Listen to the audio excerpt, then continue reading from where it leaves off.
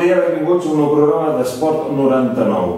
Avui no comptem amb nosaltres amb el Pol Montferrer, que no ha pogut venir per assumptes privats, però sí que comptem amb l'Oriol Rodríguez, el guanyador de la porra del darrer partit del Barça de Champions. Benvingut al programa. Gràcies, bon dia. Bon dia, Paolà, Oriol, Lluís Mella i Carlite. Si us sembla, comencem amb els vuitens de final de la Champions. Què aneu a dir? Jo vaig veure, ha estat a nivell de resultats, domini dels visitants, excepte el Galatasaray Chelsea, que van empatar 1-1, i l'Olympiacos Manchester, que va ser una sorpresa per part meva, no m'esperava. Jo, per mi, m'esperava també més del Manchester United, però crec que aquest resultat és just.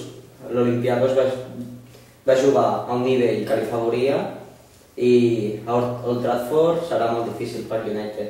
En tota la jornada no vaig veure grans sorpreses, van guanyar els visitants que eren els que tenien una posició més assequible perquè van quedar primers de grup.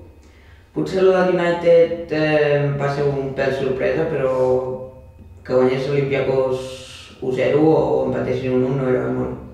I l'altra sorpresa també és que el Madrid guanyés 1-6, perquè jo crec que es veia que guanyaria, però un resultat tan ampli jo crec que m'esperava més del Xavi. Em va sorprendre el 0-4 del PSG, al camp del Leverkusen. Però el PSG és un equip que últimament està molt fort. Està fort, però em va sorprendre, em sembla que seria un La defensa del Schalke molt fluixa. Sí.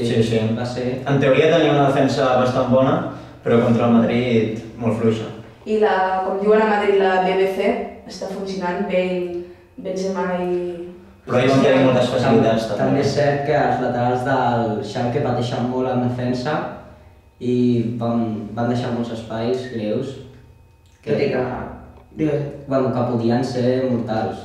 El Madrid porta en 2014 i encara una temporada molt bona i amb bastant millor estat que el Barça i que l'Atlètic de Madrid. Això últimament, perquè al principi de la temporada... 2014 estic parlant. Sí, 2014. I ara mateix veient tots els partits de Champions, potser el més en forma junt amb Bayern i PSG. Què us ha semblat el Barça en aquests dos últims partits contra el Manchester City i la Real Sociedad? Contra el Manchester City a mi em va agradar molt personalment, vaig trobar que era un partit molt complet, però jo crec que fins i tot en els moments que el Manchester City es va quedar amb 10 jugadors podrien haver fet alguna cosa més, intentar marcar algun altre gol, fins i tot per quedar l'eliminatòria més tancada. I contra el Real, una cara totalment diferent, un desastre. Sí, jo em vaig quedar amb aquesta sensació contra el Manchester City, es podria haver sentenciat més l'eliminatòria, i contra el Real no em va agradar gens, va haver-hi fallos, el que no es pot fer és culpar el Tata Martino, perquè es pot haver equivocat amb el plantejament, perquè un partit així va voler fer un partit d'anades i tornades, més vertical, i contra la Real es va equivocar. La Real amb espais és molt bona, però els jugadors també, lògicament, no van fer el seu millor partit. Va ser la cara greu del Barça, la cara contra el City, un molt bon partit, va anul·lar el City, va ser la porteria 0 contra un equip com el City és molt important, però recordem que el City per qualificar-se de marcar almenys 3 gols i que a Champions ha marcat 3 gols al camp del Bayern, per exemple, així que no està decidida del tot. És molt improbable que passi, però no està decidida. Jo crec que el dia de la Real es va ajuntar tot una mica. Una mica estaven els jugadors cansats el dia del Manchester City, i la Real té grans migcampistes joves d'un futur interessant, i amb dos jugadors tan ràpids com Griezmann i Vela, els espais són molt bons i molt ràpids. I es van trobar un dels pitjors dies de defensa del Barça, sobretot Piqué va estar desastrós. Sí. I què esperava la tornada amb el City? Sí. El que no em va agradar va ser la variant de posar Busquets d'interior i això amb l'amic centre defensiu, que no em va agradar. Ja no havia acabat de jugar bé amb Busquets de mig centre i som d'interior, ja no havia acabat de quadrar, i Busquets era la primera vegada que ha jugat d'aquesta posició, jo no ho vaig entendre. Jo veia aquest plantejament contra el City, són dos migcampistes físics i contra un migcamp tan físic com el del City no hauria sigut una mala opció, però el partit de la Real va ser una acumulació de tot. El Tata no es pot ficar la culpa perquè un equip com el Barça, repassant l'11 del Barça, pots guanyar la Real. Jo crec que si el Tata el que volia era posar un migcamp més físic, jo crec que per tenir també més qualitat en joc i això, Sergi Roberto és un bon jugador. Si ara tornes a jugar, o com es va passar a Copa, tornes a jugar contra la Real amb la mateixa 11 i potser guanyes.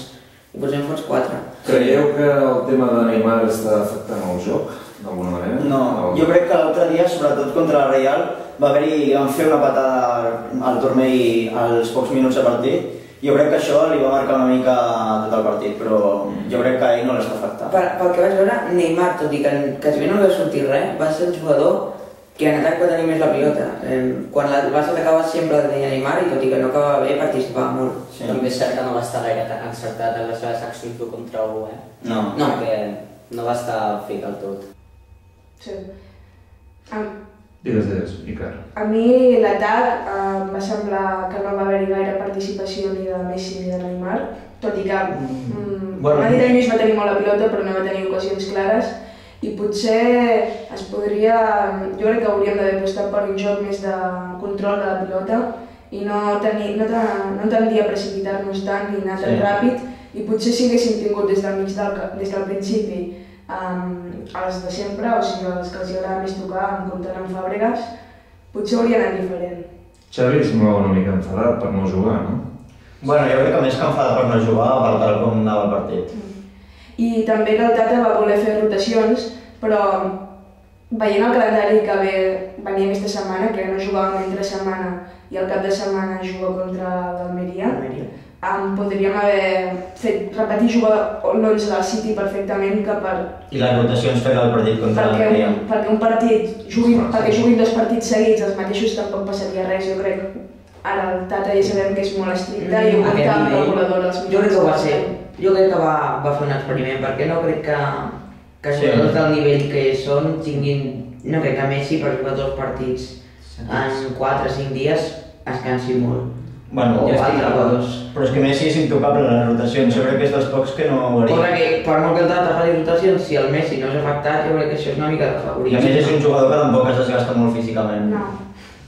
Corre quan ha de fer coses. Després la veritat és que si s'hauria de criticar alguna cosa Messi és que no aporta gaire pressió, depèn del partit. Pedro tampoc va estar encertat. No. No, jo crec que no va estar això que diu el Lluís.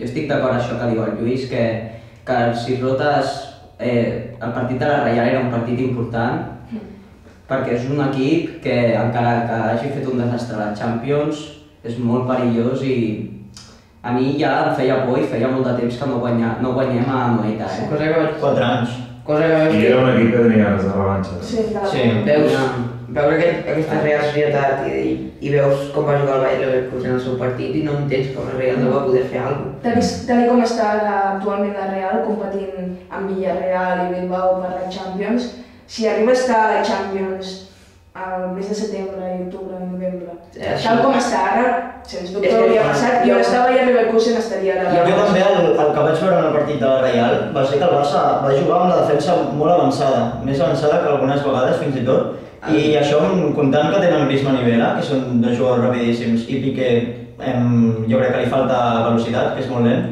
Jo crec que la línia de defensa tindria que haver-se retrocedit una mica. És que el segon gol és un escàndol, és una sacada de porta del porter, un cop de cap i es queden 2 contra 1 contra el porter. Bueno, i el tercer gol que deixen entrar... Sí, aquest també. Això és un fall de la defensa, però és que el segon gol jo no entenc com va poder córrer. Molt bé, esteu parlant d'algunes deficiències d'alguns jugadors. Com veieu el tema de possibles fitxatges de cara a l'any vinent? Per qui apostaríeu? I si esteu d'acord amb la continuïtat del Tata, l'entrenador? I per vendre... Bueno, primer de tot, jo vendria Song, Tello, Cuenca, Felay i Puyol, que sembla que se'n va i possiblement a la MLS. Ter Stegen, que l'altre dia al diari Bill va dir que ja havia fet les proves mèdiques, i després portaria un o 2 centrals.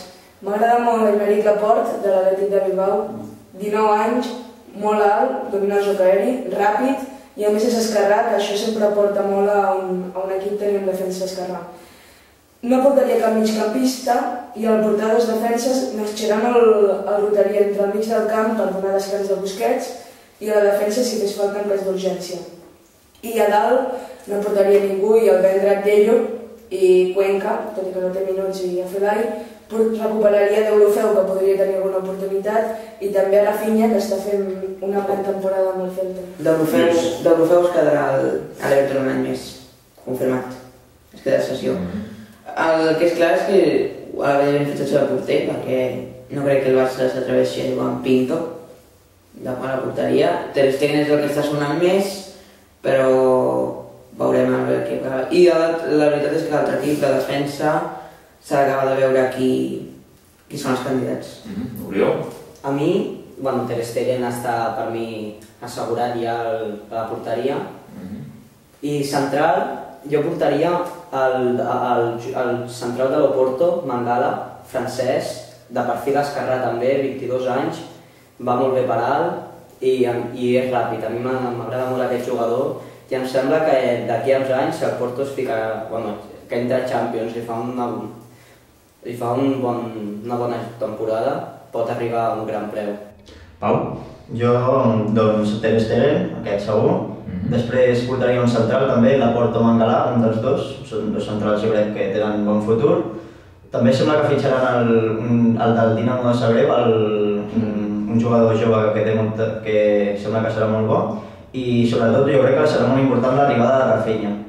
És un jugador que té molta capacitat per atacar i alhora és un jugador físicament molt fort. I faria fora, com bé ha dit, Cartello i Cuenca i Afela, i aquests tres segur. I fins i tot et diria que faria Piqué a fora de la plantilla. Perfecte, molt bé. Tata sí o Tata no, de cara a l'any vinent? Sí. Sí? No. Oriol, no? Sí. Perfecte, si us sembla ja anem directes cap a la càpsula esportiva.